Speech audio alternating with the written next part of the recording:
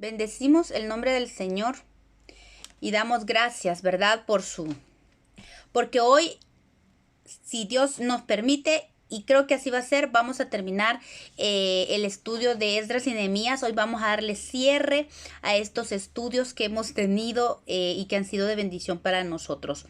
Hemos estado hablando, ya estamos en el capítulo 13 y estamos en los últimos versos de este libro de Nehemías. Hemos aprendido muchas cosas preciosas, pero sobre todo hemos conocido la voluntad de Dios. Hemos visto lo que Dios establece en su palabra y cuál es su voluntad, no solo para su pueblo, ¿verdad? Aunque hemos visto temas bien confrontativos, hemos visto temas que nos han estremecido y nos han hecho crecer. Para gloria de Dios tenemos que decir que Dios está formando una iglesia preciosa que le ama, una iglesia gloriosa, una iglesia que se está limpiando. A pesar de que hemos visto temas tremendos como la apostasía y que hemos visto muchos enemigos que están metidos en la iglesia, pero la iglesia está peleando contra esos enemigos y le está dando batalla y no se va a dejar vencer. La palabra dice que las puertas del infierno no van a prevalecer en contra de la iglesia. Así es que la iglesia que teme a Dios y que conoce a su Dios se mantiene firme y sigue peleando y ayudando a nuestros hermanos a que se vayan limpiando, al igual como todos vamos en este proceso de limpieza, porque es la voluntad de Dios. Gracias al Señor por ese remanente fiel que se mantiene firme delante del Padre, orando en todo tiempo, orando por la iglesia, orando por la santificación de la iglesia, orando por esa limpieza, orando para que el reino de los cielos sea establecido en la iglesia, que sea establecido en la vida de cada uno de nosotros como pueblo de Dios. Y como novia del Cordero, pues cada día tenemos que darnos más al Espíritu Santo para que nos limpie y nos lave por medio de su palabra. Y esa es la bendición de este libro de Esdras, que aunque es un libro que se escribió en el tiempo de la restauración del pueblo judío, vemos que fueron tiempos difíciles, fueron tiempos donde ya no se permitía o no se le daba lugar más al pecado. El pecado era confrontado de frente y no se le podía andar con medias tintas, como dicen, porque Dios estaba estableciendo un remanente del cual iba a venir la simiente santa, que es nuestro Señor Jesucristo. Entonces vemos que la historia de Nehemías prácticamente cierra la historia del Antiguo Testamento. Aunque nosotros vemos el libro de Nehemías hasta bien atrás, de Job y de los Salmos y de los profetas, pero históricamente el libro de Nehemías cierra el capítulo histórico en la línea de tiempo de lo que es el Antiguo Testamento. Entonces vemos que como se cierra Nehemías aquí, así quedó el pueblo de Israel, ese pueblo, ese remanente que vemos a un líder celoso del Señor y del pueblo de Dios. ¿Por qué? ¿Por qué se vio tanto celo del Señor en este tiempo de la historia? ¿Por qué? Porque daba un cierre al Antiguo Testamento y iba a haber se iba a haber un tiempo de... Ahí sí que ese tiempo que no se sabe qué pasó. Bueno, hay mucha historia de lo que pasó, pero en las escrituras no tenemos ese espacio de tiempo y vemos que se abre la historia nuevamente con los evangelios, con la historia de Jesucristo. Entonces el pueblo judío cerró con este remanente, ¿verdad?, para el nacimiento de nuestro Señor Jesucristo. Entonces, por eso es que este libro de Esdras y Nehemías son tan importantes para la restauración de la iglesia de hoy, porque da un enfoque de lo que es la palabra de Dios y da como un escáner de lo que puede estar pasando o en la iglesia o está pasando, pero siempre establece la fidelidad de Dios al guardar un remanente fiel, que no podemos a decir, no vamos a juzgar al pueblo de Dios de hoy en día, la iglesia, que toda está en pecado. No, el pecado está siempre porque estamos viviendo y estamos siendo parte de un proceso que Dios está haciendo en nosotros. Pero es necesario que se evidencie a raíz lo que está pasando, porque necesitamos buscar cuál es la voluntad de Dios para nuestra vida y como iglesia, qué es lo que Dios espera de nosotros. Por eso es que hemos visto temas anteriores muy confrontativos. Hemos visto cómo el enemigo se mete, cómo el enemigo ha contaminado muchas áreas de la iglesia, pero hemos de establecer el hecho de que hay un remanente fiel, un remanente que se mantiene firme en esa búsqueda constante, en el aprender del Espíritu Santo, el conocer la esperanza que ha sido llamado, ese remanente que sabe que espera la venida de nuestro Señor Jesucristo, que cada día le dice al Señor, ven Señor Jesús, porque como remanente, como la novia del Cordero, la iglesia de Cristo sabe que solo el establecimiento del reino de Dios en el mundo es lo único que va a arreglar los problemas que hay en la humanidad. Solo el reino de Dios establecido.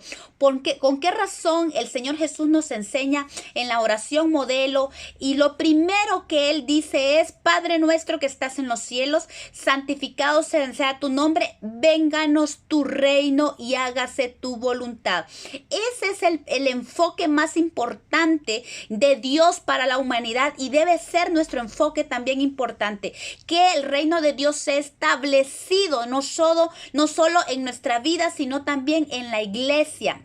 Que se haga la voluntad de Dios. Eso es lo que nosotros debemos anhelar y esperar con ansias la venida de nuestro Señor Jesucristo. Y mientras esperamos la venida del Señor Jesucristo, pues prepararnos, limpiarnos, darnos al Espíritu Santo para que Él nos limpie. Y la manera en que nosotros somos limpiados es con el agua viva de la palabra de Dios. Por eso hemos visto ahí sí que sin velos, hemos visto la historia de Esdras y Nehemías y cómo el Señor planta y saca a luz el pecado que estaba en el pueblo, con la intención de que nosotros ahora también levantemos las antenas y estemos bien claros cuál es la voluntad de Dios y lo que se mueve en medio de la iglesia, para que nosotros seamos apercibidos y que tengamos un espíritu de discernimiento para entender los tiempos que estamos viviendo y pararnos firmes sobre la roca que es el Señor Jesucristo. Amén. Entonces vamos a empezar a presentar hoy el tema. Hoy los últimos versos. La semana pasada estuvimos viendo acerca de esas matrimonios que se dieron, esos matrimonios mezclados que se dieron con tres naciones, ¿verdad? Y estábamos viendo la importancia de cómo pelear contra esos enemigos, y la única manera de pelear contra los enemigos que se meten en la iglesia, que quieren destruir los principios establecidos en la palabra de Dios, es vestirnos con la armadura de Dios y revestirnos de Cristo. Entonces hablábamos de la armadura de Dios, que no son accesorios, ¿verdad?, que se ponen y se quitan, son parte de nuestra naturaleza, tienen que ser parte de nuestra naturaleza. Vemos cómo la verdad, la justicia, la salvación, la fe, son parte, tienen que ser parte de la vida del cristiano, parte de la naturaleza del Hijo de Dios, porque es la única manera de hacerle frente y vencer al enemigo o a los enemigos, porque son múltiples enemigos que tenemos y que el Señor anhela que nosotros les hagamos frente, y no solo hacerle frente, sino que los venzamos, porque la victoria ya fue dada. Así es que el tema de hoy lo titulé El celo del Señor. Y vimos cómo Nehemías reprende enérgicamente a los judíos que se habían emparentado con esas naciones paganas, ¿verdad? Y dice la palabra de Dios ya en el verso 25, y reñí con ellos, dice. ¿Por qué riñó con ellos? Porque ellos habían permitido matrimonios con los moabitas, amonitas y ahora también con los de Asdod. Y aún sus hijos ya no hablaban el lenguaje judío, sino que hablaban el lenguaje de los pueblos. Entonces es bien tremendo y es tan importante para nosotros entender esto, porque el enemigo o los enemigos que se infiltran en la iglesia tratando de contaminar al pueblo de Dios, terminan y contaminan de tal manera haciendo que aún el pueblo de Dios termine, o los hijos o las generaciones futuras, nuestros jóvenes, nuestros niños, hablen el lenguaje del mundo, ¿verdad? Y no el lenguaje santo que es conforme a las escrituras. Ya es un lenguaje contaminado y ya pareciera que nuestros jóvenes hablan lenguajes tan contrarios a los principios bíblicos, que por eso es que nosotros tenemos que hacerle frente a estos enemigos. Y dice el verso 25 del 13, y reñí con ellos y los maldije. Y herí a algunos de ellos, dice, y les arranqué los cabellos y les hice jurar diciendo, no daréis vuestras hijas a sus hijos y no tomaréis de sus hijas para vuestros hijos ni para vosotros mismos. La versión Jerusalén de 1976 dice, yo les reprendí y los maldije, dice. Hice azotar a alguno de ellos. Aquí no habla de que Nehemías los haya herido él personalmente, sino que dice que él los hizo que los azotaran a ellos y que les arrancaran el cabello, dice, y los hice y los conjuré en nombre de Dios, diciendo, no debéis dar vuestras hijas a sus hijos, ni tomar ninguna de sus hijas por mujeres, ni para vuestros hijos, ni para vosotros mismos. Esto es bien importante porque, y es tan drástico, la verdad es, vemos a un hombre, un Nehemías celoso de Dios, un celo profundo por el Señor. El salmista profetizando del Señor Jesucristo también en el Salmo 69:9 dice, porque me consumió el celo de tu casa. Y el Salmo 139:139, mi celo me ha consumido porque mis enemigos se olvidaron de tus palabras. Pues Nehemías presenta este mismo celo santo por el Señor y sus mandamientos, y les recuerda lo que dice Deuteronomio 7:3, siendo que ya era un pecado recurrente. Si nos damos cuenta, esto de que ellos emparentaran con las naciones paganas era un pecado recurrente en el pueblo de Israel. Si nosotros vemos la historia del pueblo de Israel, incluso y nos vamos un poquito atrás, ya habíamos visto que ya habían algunos emparentado y ya Nehemías los había censurado al respecto. Y un poquito más atrás vemos a un Esdras que incluso hizo que despidieran a las mujeres con sus hijos. Las mujeres extranjeras fueron sacadas del pueblo de Jerusalén, fueron sacadas y fueron enviadas a sus naciones. Así situaciones bien radicales se dieron en estos libros de Esdras y Nehemías. Entonces, este pecado era un pecado recurrente en el pueblo de Dios y representaba, que se representaba por ciclos de maldición en sus generaciones. Por eso es que nosotros tenemos que tener mucho cuidado. Cuando veamos ciclos de miseria o pecados que se repiten por cierto tiempo en nosotros, en nuestra familia o en la iglesia, tenemos que identificarlos como pecados de maldición. Son ciclos de maldición que se están ejerciendo en la iglesia o en nuestra vida, y tenemos que, darle corte a eso de raíz. Por eso vemos a un Nehemías tan celoso, y el Señor, yo creo que demanda de que nosotros tengamos ese celo y veamos y sepamos identificar estos ciclos de maldición que pueden darse en nuestra vida y en nuestras familias incluso.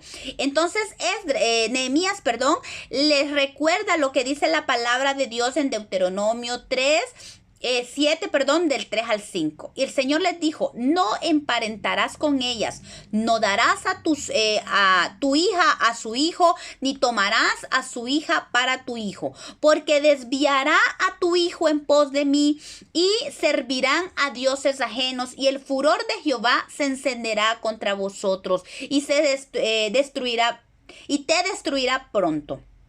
Mas así habéis de hacer con ellos. Sus altares destruiréis y quebrantaréis sus estatuas y destruiréis sus imágenes de acera y quemaréis sus esculturas en el fuego. Esto era lo que la palabra de Dios estaba establecida en el libro de Deuteronomio, y es tan tremendo, porque por eso es que nosotros tenemos que estar esta palabra, rumiando esta palabra. ¿Por qué? Porque nuestra alma es olvidadiza. Nosotros fácilmente olvidamos los mandamientos de Dios, y por eso tenemos que estar en un recordatorio constante de lo que Dios demanda de nosotros. Vemos este pueblo que pecó una y otra vez, y nosotros también nos pasa que podemos pecar. Por eso necesitamos el auxilio constante del Espíritu Santo, que nos recuerde constantemente su palabra. Por eso el Señor le dijo a Josué, no se aparte este libro de la ley, día y de noche, por la mañana y por la noche meditarás en él. Necesitamos aprender a meditar para que no olvidemos y no permitamos estos ciclos de maldición, de pecados recurrentes en nuestra vida. Tenemos que cortarlos de nosotros. Nehemías entonces parece que no disolvió los matrimonios. Da a entender que no hizo lo que hizo Esdras. Esdras en el capítulo 10, verso 11 en adelante, vemos la historia de cómo Esdras fue tan radical y les dijo a ellos que sí, tenían que separarse completamente de los pueblos de esas naciones paganas. E incluso, como les dije, despacharon a sus familias, a sus mujeres con sus hijos, con los hijos que les habían dado. Entonces, pero aquí en este punto vemos que al parecer Nehemías no disolvió los matrimonios, pero sí los censuró enérgicamente. Dice la palabra que los reprendió. Nehemías, como líder, no era un hombre que dejaba pasar el pecado, sino que cada vez lo reprendió. Vemos en el verso 11 y en el verso 17 de Nehemías 13 que él estaba constantemente reprendiendo a los líderes como responsables del pecado del pueblo. Dice que también los maldijo, y en sí la maldición venía incluida por el pecado que ellos estaban haciendo. Prácticamente Nehemías lo que estaba diciéndoles era recordándoles que iban a entrar en pecado, toda la maldición que estaba acarreando ese pecado que ellos estaban practicando. Cuando dice la palabra aquí que los maldijo, él estaba diciéndoles, recuerden la maldición que trae el pecado que están cometiendo, ¿verdad? El pecado y las consecuencias que pagarían por dejar a Dios. Dice que los hizo azotar y arrancarle los cabellos. Al parecer, este fue un acto de corrección y de ejemplo para que otros aprendieran y no cometieran este mismo error. No sé si a usted le parece un poquito drástico el hecho de que Nehemías, ya sea que lo haya hecho personal, como dicen unas versiones, o los haya mandado a azotar, como dicen otras, pues, y que les haya arrancado los cabellos del pelo. Imagínense qué celo el que tenía Nehemías por Dios, y tan frustrado que estaba el hecho de ver que el pueblo de Dios se estaba desviando tan pronto de los mandamientos de Dios. Y este parece que fue un acto de reprensión y de ejemplo para los demás. Yo creo que llega un punto en la iglesia donde el Señor tiene que ¿cómo se dice? Hacer uso de estos extremos en ciertas personas. Cuando hay necedad en el corazón, el Señor no quiere humillarnos él, pero la palabra de Dios dice que cuando hay soberbia viene la humillación. Dios humilla al soberbio. Entonces son extremos del pecado por la necedad del corazón. Entonces Proverbio 17:10 dice, la reprensión aprovecha al entendido, más que 100 azotes al necio. Entonces, los sabios, los entendidos, cuando miraron esta reprensión que Nehemías hizo, ellos entendieron, ellos se corrigieron. Si por alguno de los muchachos habían pensado, habían visto alguna monita ahí muy chula, muy bonita, cuando vieron lo que Nehemías hizo con estos que ya se habían casado, dijeron, no, yo no quiero eso para mí. Entonces, esto es lindo porque dice que el entendido aprovecha la reprensión y se corrige. Proverbios 1:5 dice, oirá el sabio y aumentará el saber, y el entendido adquirirá consejo. Entonces, vemos cómo el Señor enseña. Yo creo que el Señor quiere que seamos entendidos, que seamos sabios, para que nosotros agarremos consejo y aprendamos de los errores de otros, que aprendamos que lo que otros han padecido, para que nosotros no padezcamos lo mismo, sino que seamos corregidos con el lazo de amor del Señor, no con la vara de la corrección. No esperemos la vara, mejor el lazo del Señor, que el lazo de amor que nos corrige con ternura. Y dice que también los hizo jurar fidelidad. Tuvieron que jurar delante de Dios que no volverían a cometer este pecado nunca más. Por eso les decía que fue tan importante esto que hizo Nehemías. Lo que hizo Nehemías aquí fue muy importante porque era necesario que se cerrara este ciclo de pecado que había tenido el pueblo de Israel, porque de aquí iba a venir la simiente santa. Entonces, de aquí en adelante el pueblo se mantuvo fiel al Señor. Y es que el Señor nos manda a que nosotros no participemos de las obras de las tinieblas, sino todo lo contrario, dice el apóstol Pablo, dice Efesios 5:11-12, y no participéis de las obras infructuosas de las tinieblas, sino más bien reprendedlas, porque vergonzoso es aún hablar de lo que ellos hacen en secreto. Así es que el Señor nos manda a no ser participantes de las obras de las tinieblas, sino que seamos entendidos y que nos apartemos. Y si el Señor nos permite, podamos incluso reprender a aquellos que están practicando o participando de las obras infructuosas de las tinieblas. Nehemías fue un líder extraordinario, celoso de Dios y de sus mandamientos, y sus actos demostraron que amaba el pueblo de Dios. Hebreos 12, del 5-8 dice, y habéis ya olvidado la exhortación que como a hijos os dirigí, diciendo, hijo mío, no menosprecies la disciplina del Señor, ni desmayes cuando eres reprendido por él. Porque el Señor al que ama disciplina y azota a todo aquel que recibe por hijo. Vemos entonces, y sigue diciendo aquí, si soportáis la disciplina, Dios os tratará como a hijos, porque ¿qué hijo es aquel a quien el Padre no disciplina? Pero si se os deja sin disciplina, de la cual todos han sido participantes, entonces sois bastardos y no hijos. A veces nos frustramos cuando estamos pasando la corrección de Dios, pero qué lindo es saber que tenemos un Padre que nos corrige, tenemos un Padre que no nos deja en el pecado. Hay un salmo muy precioso que dice que aunque el justo resbalare, el Señor no se quedará en el suelo, porque el Padre, Dios lo sostiene de su mano. Significa que el Señor nunca nos deja. Por más que nosotros, si somos hijos de Dios, y si nosotros resbalamos y cometemos algún pecado, el Señor ahí está levantándonos y nos disciplina. Eso es cierto. Cuando el Señor nos toma por hijos, vamos y hemos pecado y cometimos alguna falta, el Señor nos reprende, el Señor nos disciplina. Entonces, no nos molestemos cuando el Señor nos discipline. Todo lo contrario, agradezcamos la disciplina, porque eso significa que somos hijos. Si usted se considera hijo de Dios y nunca ha recibido la reprensión de Dios como padre, preocúpese, porque entonces puede ser que sea un bastardo y no hijo. Aquí lo dice la palabra, no lo digo yo, lo dice la palabra. Pero amemos la reprensión del Padre. Hay una expresión bien linda que dice nuestro pastor, que aunque la mano del Padre sea pesada para corregirnos, no olvidemos que es la mano del Padre, de un Padre que nos ama, de un Padre que nos corrige.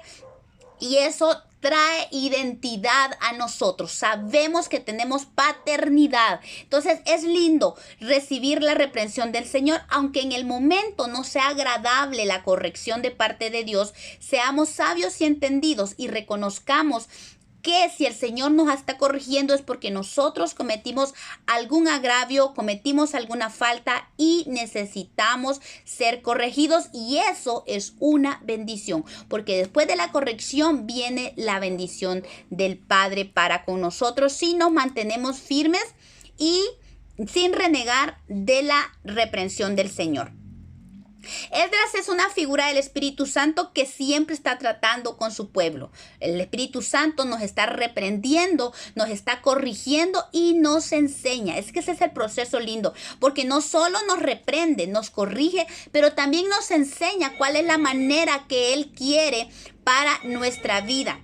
Nos exhorta a nosotros también para que seamos celosos del Señor. El Espíritu Santo siempre está ahí hablándonos, dándonos a conocer la verdad para que seamos entendidos, y no solo entendidos, sino que celosos de sus mandamientos, al igual que Esdras.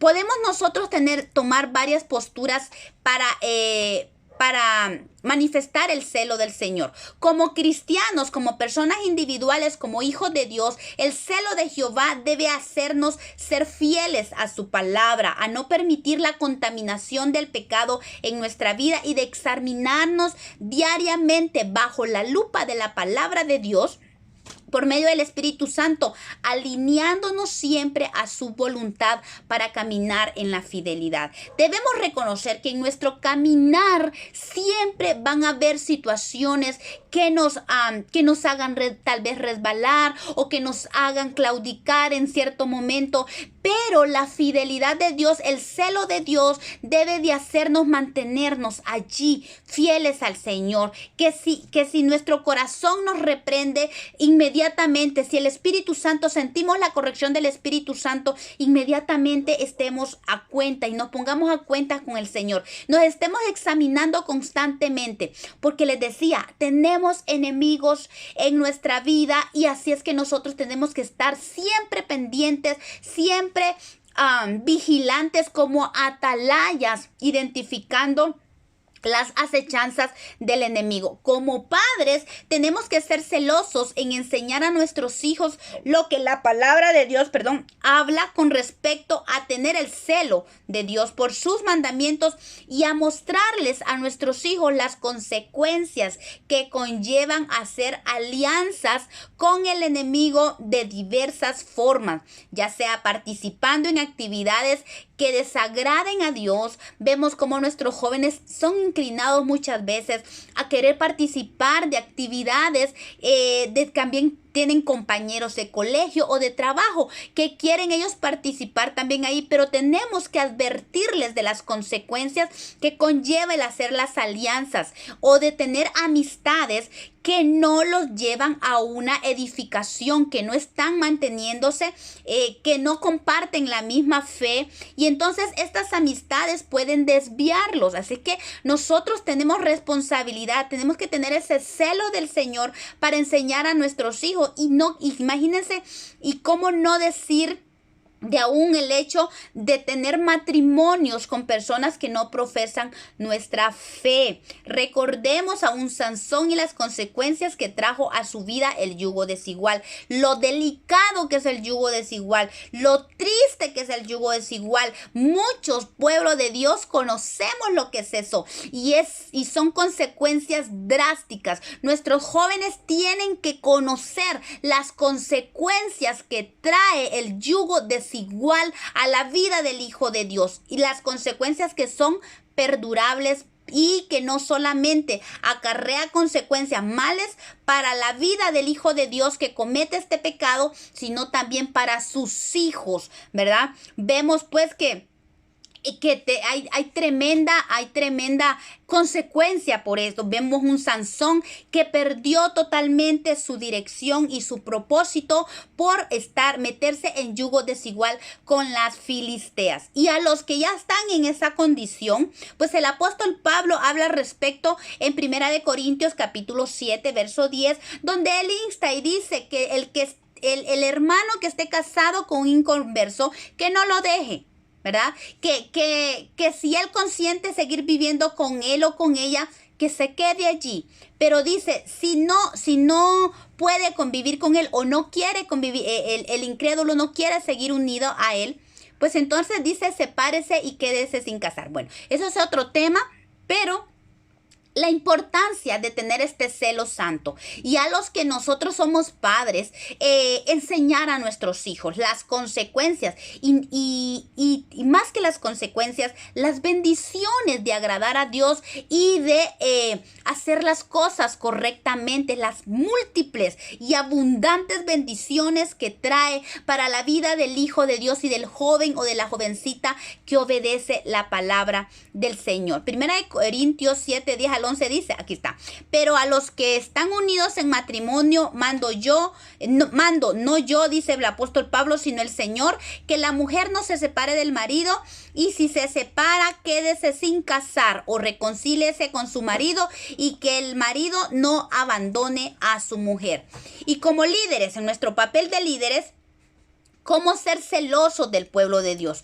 Como líderes, el papel tan importante del celo del Señor es reprender, mantener reprendiendo y exhortando. Ojo, con espíritu de mansedumbre. Eso lo dice Gálatas capítulo 6. Con espíritu de mansedumbre en aquellas situaciones que llevan al pueblo a pecar contra Dios o a contaminar el pacto de Dios, siendo radicales a los principios y fundamentos inamovibles de la palabra del Señor. Segunda de Corintios 6, del 10 al 18 dice, no os unáis en yugo desigual con los incrédulos, porque ¿qué compañerismo tiene la justicia con la injusticia? ¿Qué comunión tiene la luz con las tinieblas? ¿Y qué concordia Cristo con Belial? ¿O qué parte del creyente con el incrédulo? ¿O qué acuerdo hay entre el templo de Dios y los ídolos? Porque vosotros sois templo del Dios viviente. Como Dios dijo, habitaré y andaré entre ellos y seré su Dios, y ellos serán mi pueblo. Por lo cual salid de en medio de ellos y apartaos, dice el Señor, y no toquéis lo inmundo, y os recibiré y seré para vosotros por padre, y vosotros me seréis hijos e hijas, dice el Señor Todopoderoso. Entonces, vemos qué importante es siempre mantener la pureza del Señor, la pureza del pacto que Dios ha establecido en nuestra vida. Necesitamos mantener y tener ese celo santo del Señor en cualquier papel que estemos jugando, o mejor dicho, en que estemos desempeñando, ya sea para nuestra propia vida, como padres o como líderes en la iglesia del Señor. Y sigue diciendo el verso 26 de Nehemías, les recuerda, ¿no pecó por esto Salomón, rey de Israel? Bien que en muchas naciones no hubo rey como él, que era amado de su Dios, y Dios lo había puesto por rey sobre todo Israel, y aún a él le hicieron pecar las mujeres extranjeras. Vemos entonces cómo, recuerdan que les dije que eran ciclos de maldiciones que el pueblo de Israel venía practicando, pues lo vemos aquí. Salomón fue parte de este pecado. En Primera de Reyes capítulo 11 versos 1 encontramos la historia del rey Salomón y de su apostasía, y cómo el amar a las mujeres extranjeras lo hicieron alejarse de Dios y menospreciar su amor y misericordia que mostró para con él. Dice así la palabra de Dios: pero el rey Salomón amó, además de la hija de Faraón, a muchas mujeres extranjeras, a las de Moab, a las de Amón, a las de Edom, a las de Sidón, a las Eteas, gente de las cuales Jehová había dicho: a los hijos de Israel no os llegaréis a ellas, ni ellas se llegarán a vosotros, porque ciertamente harán inclinar vuestros corazones tras sus dioses. A estas pues, dice, se juntó Salomón con amor. Me asombra, yo creo que Salomón no murió de viejo, sino que murió de tener un corazón muy grande. Las amó a todas, dice que se acercó a ellas, se juntó a ellas con amor. Imagínense qué amor el de este hombre, y que dice que tuvo 700 mujeres reinas y 300 concubinas. Un corazón dividido en 1000 pedazos. Aquí no es porque estaba destruido, sino porque repartió su amor entre 1000 mujeres. Pero pasó que sus mujeres desviaron su corazón. Esto es lo tremendo. Y cuando Salomón ya era viejo, dice, sus mujeres inclinaron su corazón tras dioses ajenos, y su corazón no era perfecto con Jehová su Dios, como el corazón de su padre David. Es tremendo ver esta situación, como a un rey tan poderoso como Salomón participó de este pecado que Nehemías estaba reprendiendo tan duramente. Y sigue diciendo el verso 27, y obedeceremos a vosotros para cometer todo este mal tan grande grande de prevaricar contra nuestro Dios tomando mujeres extranjeras. La versión Biblia lenguaje sencillo dice así: por eso nosotros no vamos a permitir que se cometa este grave pecado contra nuestro Dios. No traicionaremos a Dios casándonos con mujeres extranjeras. Vean cómo Nehemías hace enfáticamente la determinación que él como líder había establecido para él y para el resto del pueblo. No iba a permitir que se cometiera este pecado nunca más dentro del pueblo de Dios. Y él lo dice bien enfáticamente aquí. Prevaricar dice que es lo mismo que significa actuar encubiertamente o traicioneramente, actuar pérfidamente, cometer pecado, hacer iniquidad o ser infieles, cometer pecado contra Dios, infidelidad contra Dios. Nehemías les hace énfasis a que era algo que era imposible dejar pasar, considerando que aún los líderes estaban cometiendo este pecado. Con este pecado no se puede ser flexible. De verdad que debería ser una enseñanza muy fuerte en la iglesia de Dios. Yo creo que es una enseñanza que se debería de remarcar a los jóvenes, no solo este tiempo, debe ser en todas las edades, en todas las generaciones, pero es una enseñanza bien tremenda. Por algo está al final de este libro, es un pecado que acarrea demasiada consecuencia porque diluye la verdad del evangelio. No podemos ser flexibles. No podemos decirle a nuestros jóvenes, pues casate y pues mira, de repente llevas a tu esposo o tu esposa, se convierten al Señor y mira, se ha dado el caso, sí, por misericordia. Pero no se equivoque, no es siempre. No, esos son pequeñas excepciones donde hemos visto que un cristiano o cristiana se casa con un incrédulo y él viene a los pies del Señor. La mayoría de las veces es todo lo contrario, es un doblar rodillas por siempre a favor de un esposo o una esposa para que venga el Señor, y son una de las consecuencias tremendas que impiden aún el crecimiento del Señor en la vida del cristiano. Por eso el Señor es enfático en este punto, y es una enseñanza que deberíamos de tenerla bien establecida en nuestras iglesias, en nuestras congregaciones y con nuestros jóvenes, hablarles de las consecuencias que acarrea esto. Dice, y diluye la verdad del evangelio de Cristo. Este pecado diluye y acarrea muchos males para la familia y a los hijos que nacen y crecen muchas veces sin una identidad firme en ellos. Vemos muchos jóvenes, muchos hijos de matrimonios mixtos que carecen de identidad, y esos son consecuencias nefastas para un padre o para una madre que conoce al Señor y ve que sus hijos como que tambalean porque ven dos ejemplos diferentes, un padre o una madre que conoce y el otro que no conoce al Señor. Y los jóvenes, muchas veces los hijos crecen sin una identidad firme. Y ahí el Hijo de Dios, ya sea el padre o la madre, de verdad hay que doblar rodillas fuertes para que el Señor se le revele, no solo al esposo o a la esposa, sino también a los hijos. Y es una lucha constante.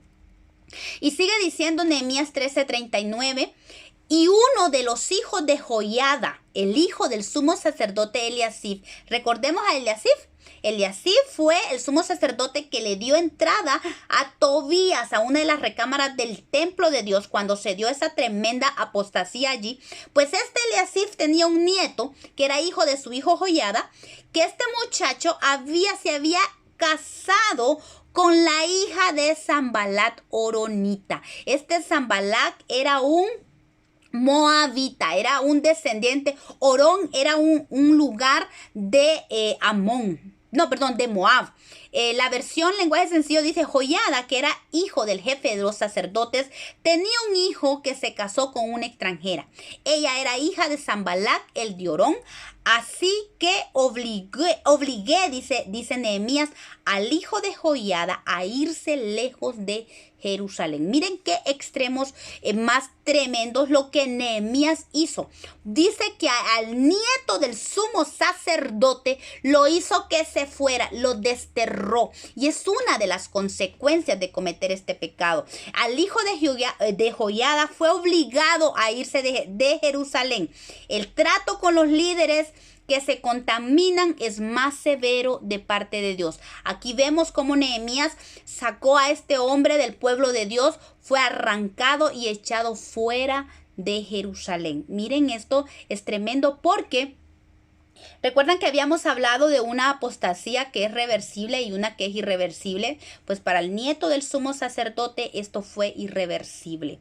Este pecado que cometió al meterse con la hija de Sanbalat, este fue un pecado de muerte para él porque fue echado de la congregación, fue sacado fuera. Es un peligro tremendo. Por eso hay que advertir a nuestros hijos, hay que advertir al pueblo de Dios que no se haga tal contaminación, porque al igual que Nehemías hizo esto con el nieto del sumo sacerdote, el Espíritu Santo también puede actuar de esa manera con alguien necio, con alguien que sabiendo y conociendo las escrituras se va y no le importa. Es posible. Esta situación tan extrema que hizo Nehemías con el nieto del sumo sacerdote, me da la impresión de que este muchacho se rebeló contra Nehemías. Da la impresión de que muchacho fue un apóstata y completamente estaba en contra de Nehemías. Y lo triste de esto es que su padre, siendo un líder, y su abuelo también siendo sumo sacerdote, responsables no solo de conocer la ley, sino de enseñarla, no fue capaz de enseñar a su familia la importancia de la ley del Señor. Solapó el pecado. Recordemos que incluso le dio lugar a Tobías. Imagínense qué tremendo pecado el que cometió el sumo sacerdote.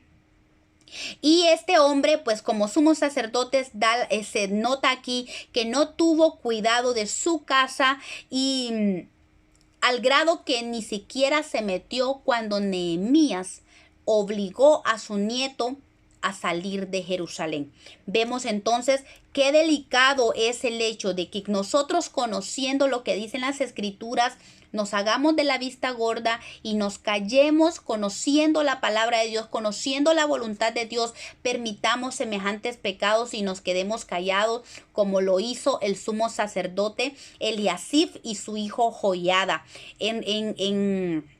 en respuesta a esto que Nehemías hizo. Y esto nos recuerda lo que hizo el profeta Elí también. Recuerdan, el sacerdote Elí fue otro hombre que no tuvo un carácter firme en sus hijos, y sus hijos eran hombres impíos, hombres groseros, hombres que estaban en el ministerio y estaban en el sacerdocio y contaminaban el templo de Dios. Eran hombres que no tenían respeto y no tenían honra para con Dios, y vemos cómo Dios lo castiga a Elí, diciéndole que porque él no había detenido, ni había enseñado, ni había corregido a sus hijos contra el pecado que estaban cometiendo contra Dios, Dios lo cortó del linaje sacerdotal. A lo que Elí simplemente dijo amén. Y vemos incluso esto hemos visto muchas cosas, como cuando Dios se enojaba con el pueblo, y vemos incluso a un Moisés que se tiraba en la presencia de Dios pidiendo misericordia, y vemos cómo la ira de Dios fue cortada muchas veces por la intervención de alguien más. Pero en el caso de Elí, él no intervino, tomó la decisión de Dios como definitiva, y otro Elí fuera, otro padre hubiera sido, se hubiera arrodillado y hubiera clamado y se hubiera postrado pidiendo misericordia por sus hijos. Pero él vio que sus hijos también eran pecadores, eran unos impíos, y él ni siquiera metió las manos. Vemos la misma historia aquí con Joiada y con Eliasib. Vemos que este joven, me imagino joven, no sé, porque recién se había casado con la hija de Sanbalat y fue desterrado. Fue algo irreversible. Fue para él un pecado de muerte. Por eso debemos pedirle al Señor misericordia por los nuestros y tomar responsabilidad juntamente con el Espíritu Santo como nuestro ayudador, para que nosotros nos mantengamos fieles al pacto, y nuestros hijos también se mantengan fieles al pacto, para que Dios pueda decir de la misma manera que dijo de Abraham. ¿Recuerdan? Génesis 18:19, el Señor dice: porque yo sé que Abraham mandará a sus hijos y a su casa después de sí que guarden el camino de Jehová, haciendo justicia y juicio, para que haga venir Jehová sobre Abraham lo que ha hablado acerca de él. Dios sabía que Abraham era de tal carácter que él iba a enseñar a sus hijos, a sus nietos, porque vemos que un Abraham que sobrevivió incluso a Jacob, ¿verdad? A Jacob enseñó a Isaac, enseñó a Jacob, enseñó los mandamientos de Dios. Dios sabía que Abraham era de ese tipo de persona. Pues que Dios diga también de nosotros eso. Busquemos al Señor, pidamos esa misericordia y tomemos responsabilidad, siempre tomados del Espíritu Santo, porque en realidad Él es el único que puede enderezar los caminos torcidos o los corazones que se han desviado. Y seguimos el 29, dice Nehemías: acuérdate de ellos, Dios mío, contra los que contaminan el sacerdocio y el pacto del sacerdocio y de los levitas. La versión lenguaje sencillo dice: luego hablé con Dios y le dije: Dios mío, castiga a los sacerdotes y a los ayudantes que no han respetado el pacto que hicieron contigo. Nehemías habla con Dios, y en lugar de Nehemías vemos un hombre tan enérgico, tan celoso del Señor, que le dice al Señor: castiga al Señor a los sacerdotes y a los ayudantes. Interesante, porque Nehemías no se enfocó en el resto del pueblo, se enfocó en los sacerdotes y en los ayudantes o los levitas que estaban en el sacerdocio. Vamos a que Dios está demandando de los líderes una santidad, que no se dé a la contaminación. Contaminar el sacerdocio y no respetar el pacto con Dios trae consecuencias trágicas para el pueblo. Por tal motivo debemos pedirle al Señor su gracia para que nos enseñe cómo vivir. El apóstol Pablo le escribía a Tito en el capítulo 2, verso 11, nos dice que la gracia que hemos recibido de parte de Dios, ella nos enseña. Interesante, dice: porque la gracia de Dios se ha manifestado para salvación a todos los hombres, enseñándonos que, miren, la gracia nos enseña. ¿Qué nos enseña la gracia? Que renunciando a la impiedad y a los deseos mundanos, vivamos en este siglo sobria, justa y piadosamente, aguardando la esperanza bienaventurada y la manifestación gloriosa de nuestro gran Dios y Salvador Jesucristo. Linda gracia del Señor que nos ha sido dada, pero esta gracia no nos da puerta abierta para pecar, como muchos consideran que ya como soy salvo por gracia, yo ya no tengo que hacer nada, yo puedo vivir como puedo, como quiera, porque ya he recibido la gracia de Dios y la gracia de Dios me cubre contra todo pecado. Ojo, la enseñanza, la palabra de Dios dice que la gracia, hemos recibido gracia, es gratuita para nosotros, para salvación, pero la gracia nos hace renunciar a la impiedad. Esa gracia que hemos recibido trae responsabilidad a nuestra vida y nos pide que renunciemos a la impiedad, una forma de vida completamente desagradable delante de Dios, contraria a los mandamientos de Dios. Nos manda a renunciar a los deseos mundanos. O sea, se da cuenta, el Señor no desea, Él no permite que nosotros estemos, ¿cómo se dice esto? Vivamos amarrados a los deseos mundanos. Él quiere que vivamos sobria, justa y piadosamente en este siglo, no contaminándonos, y que esperemos la esperanza bienaventurada y la manifestación gloriosa. La gracia nos hace apartarnos, la gracia nos hace santificarnos. ¿Para qué? Para esperar la venida de Jesucristo y mantenernos en esa forma de vivir sobria, justa y piadosamente, esperando al Señor, limpiándonos cada día. Y siguen los versos 30 y 31, dice ya para terminar: los limpié, dice Nehemías, de todo extranjero, y puse a los sacerdotes y levitas por sus cargos, a cada uno en su servicio, y para la ofrenda de la leña en los tiempos señalados, y para las primicias. Acuérdate de mí, Dios mío, para bien. La necesidad de limpiarnos es apremiante como hijos amados de Dios. Debemos despojarnos, como dice Hebreos 12:1, de todo peso y del pecado que nos asedia, y dejarnos limpiar por el Señor Espíritu Santo para que haga su obra perfecta en nosotros. Recordemos 1 de Juan 3:3, y todo aquel que tiene esta esperanza en Él se purifica a sí mismo como Él es puro. El Señor demanda la limpieza de nosotros. Para terminar, Nehemías hizo la última restauración. ¿Qué hizo? Los limpió. ¿A quiénes? A los sacerdotes y a los levitas. Efesios 1:4 dice que según nos escogió en Él antes de la fundación del mundo para que fuésemos santos. Somos llamados a ser santos. Por eso es que Nehemías los limpió. Y a fin, dice, de presentarse a sí mismo una iglesia gloriosa. La limpieza es parte de la iglesia de Cristo, la iglesia gloriosa, que no tiene mancha, ni arruga, ni cosa semejante, sino que fuese santa y sin mancha. Ese es el deseo del Señor. Por eso Nehemías lo primero que hizo fue limpiarlos. Y luego dice que los colocó en sus lugares correspondientes. Recordemos, 1 Corintios 12 dice que cada uno de nosotros tiene un lugar en el cuerpo de Cristo. Cada uno tiene un lugar particular. Somos miembros, cada uno en particular, dice, y Él nos puso en Dios, en su iglesia.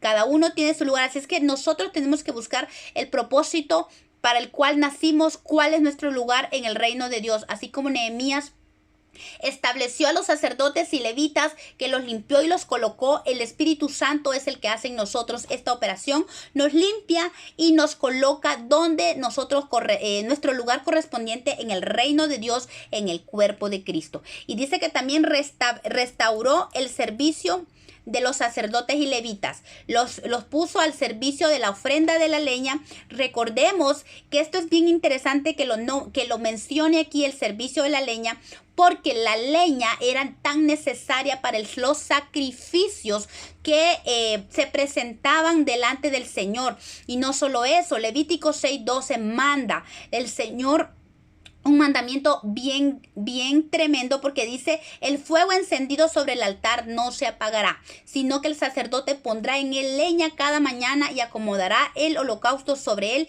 y quemará sobre las grosuras de los sacerdotes, de los sacrificios de paz. Vemos entonces la importancia de que la leña no falte. Y esa leña nos habla de todo lo que traemos nosotros delante de Dios. Buscar delante de Dios nuestra forma en que nos presentamos delante de Dios y traerla para que el fuego del altar, el fuego del Espíritu Santo no se apague en nosotros. Esa búsqueda constante del Señor en nosotros no debe apagarse. Pidámosle al Señor Espíritu Santo que ponga en nosotros el querer como el hacer para buscarlo. Y bien interesante, porque dice que la leña se busca por la mañana. Y esto, bueno, ya hemos hablado de la importancia de buscar a Dios por la mañana, pero nos vuelve a recordar en estos últimos versos de este capítulo la importancia del servicio de la ofrenda de la leña. Debemos traer nuestra vida como leña, como ofrenda al Señor, para que sea quemada cada mañana.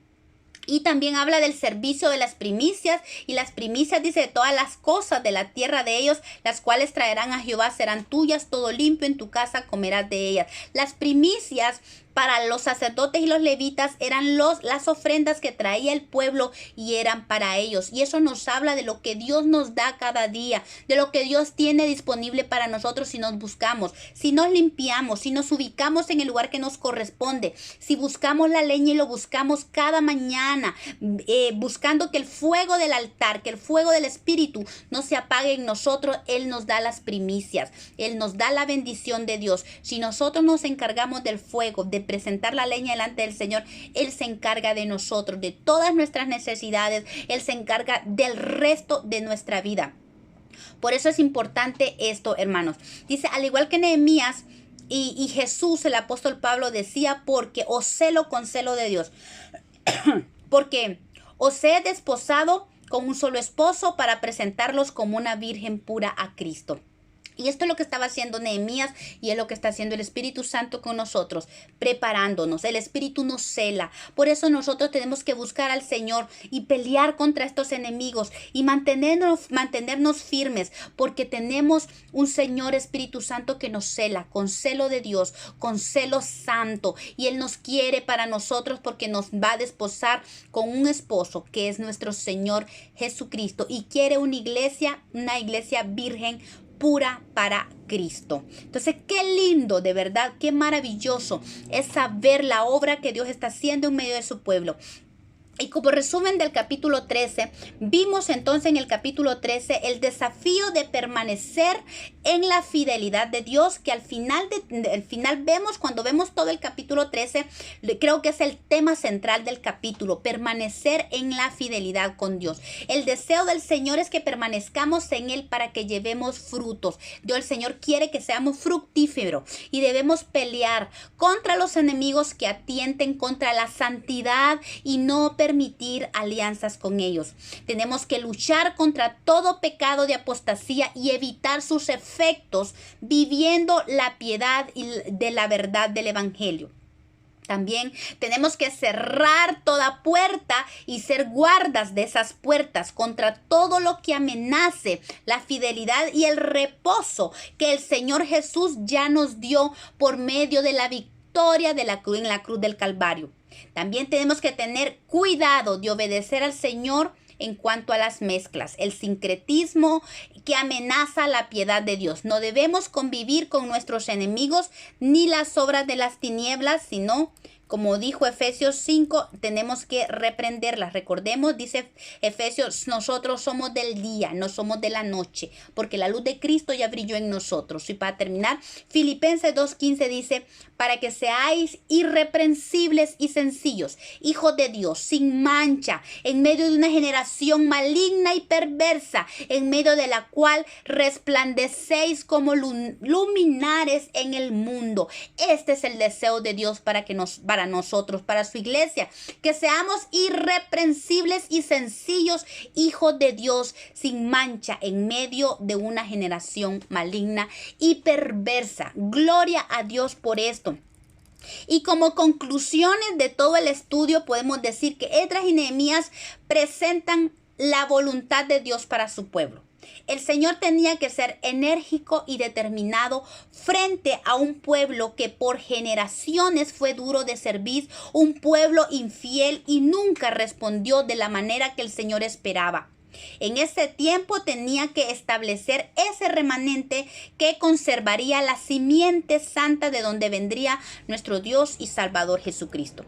Ahora, de nosotros, su iglesia, se espera que busquemos la santidad, porque en nosotros se está formando la novia del Cordero, una novia que responda al amor que se le ha confiado, a una redención, a la gracia con responsabilidad en obediencia a su voluntad. Es la única manera de retribuirle al Señor tan grande misericordia. Recordemos, este pueblo en tiempos de Esdras y Nehemías no contaba con lo que nosotros contamos hoy.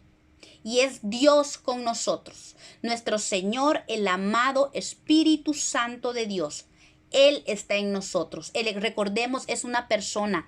Él está con nosotros. Él es nuestro ayudador. Él nos da fuerza. Él nos levanta y nos enseña de Cristo. Él nos enseña todo lo que es de Cristo y nos da a conocer los secretos del Padre que tiene preparados para nosotros, para cada uno de nosotros, de manera de que conozcamos su propósito para nuestra vida y la esperanza de la vida eterna. Aunque muchos de los temas que nosotros vimos aquí fueron confrontativos para el pueblo que no está caminando en la voluntad de Dios, debemos hacer énfasis que hay un remanente, una parte especial de la iglesia que está buscando al Señor de corazón y que está presentando el amor de Dios y está caminando en la voluntad de Dios.